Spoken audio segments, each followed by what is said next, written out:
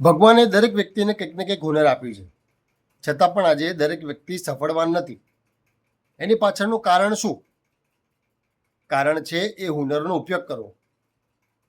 થોડુંક વિચારીએ કે જો ફક્ત હુનરથી જ વ્યક્તિ સફળતા પ્રાપ્ત કરતી હોત તો કદાચ આજે દુનિયાની સૌથી સફળ વ્યક્તિ હુનરવાન વ્યક્તિ જ હોત. પણ વાસ્તવિકતા કંઈક અલગ જ છે.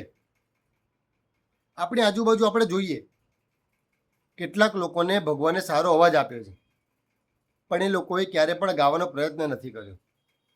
કેટલાક લોકોને સારી લખવાની કળા આપી છે, પણ ક્યારે એણે લખવા માટે પ્રયાસ જ નથી કર્યો.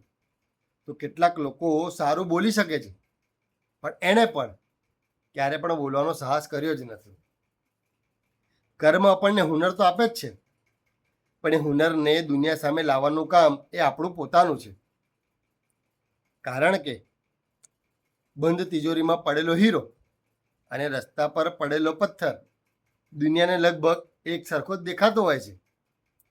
ભગવાને આપણને શું આપ્યું એ મહત્વનું નથી, પરંતુ આપણે એમાંથી શું સર્જન કર્યું એ વધારે મહત્વનું કરે છે. આજનો આપણો દિવસ શુભ રહે.